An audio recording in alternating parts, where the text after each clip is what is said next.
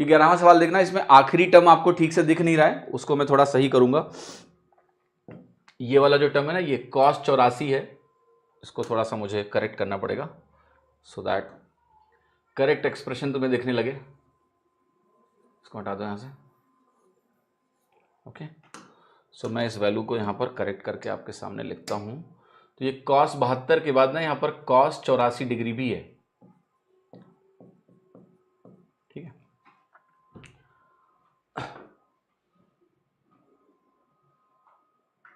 अब ध्यान से देखना, इस सवाल को, बहुत अच्छा सवाल है, बट इस सवाल को पैटर्न बिना पकड़े आप नहीं कर सकते हो, यानी एक बार पहले किया होना जरूरी है, और किया हुआ है पहले सब तो एग्जाम में आसानी से निकलेगा, right.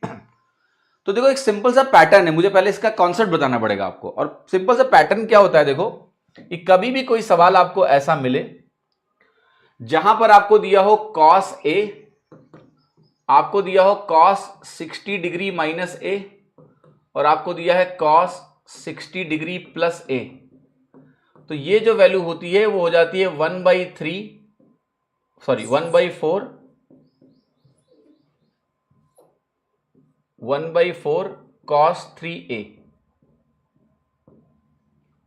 This is the formula. ऐसे ही साइन के साथ भी होता है सेम। ठीक, अब ये पैटर्न कहां मौजूद है इसको समझना।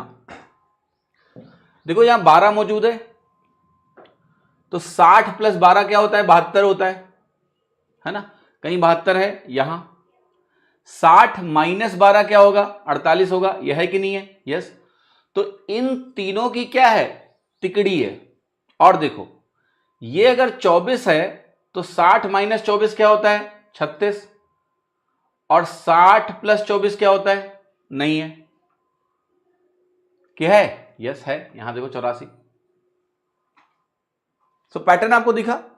सो पैटर्न क्या है, सिंपल कि भाई यहां पर मैंने कहा cos 12 मिल गया मुझे, cos 12 के साथ मुझे मिला cos ऑफ 48 डिग्री, और मुझे मिला cos ऑफ 72 डिग्री। 60 से 12 कम, 60 से 12 ज्यादा, और 12 यहां लिखा हुआ है, एक ब्रैकेट ये बन जाएगा। एक ब्रैकेट हो गया भाई 24 डिग्री, 24 माइनस 60 होता है 36 डिग्री, और 24 प्लस 60 होता है 84 डिग्री, तो ये यहां हो गया।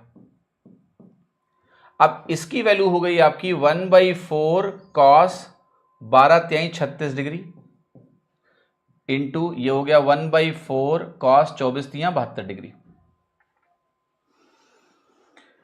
1/16 बाहर ले लो।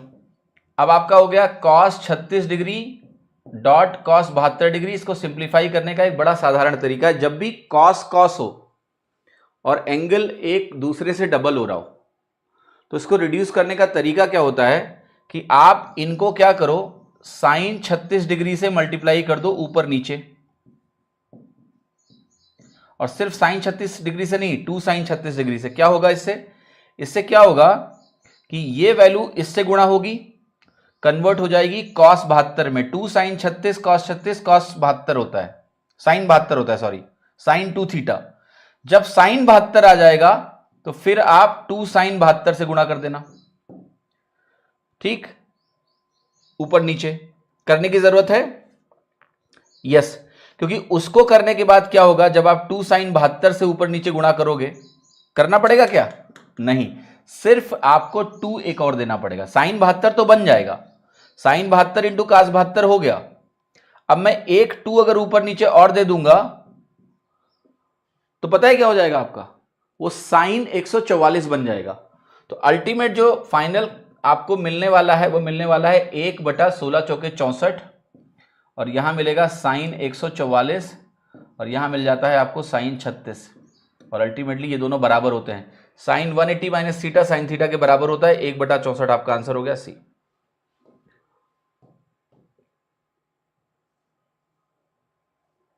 क्या सभी को ये बात समझ में आ रही है? हाँ जी,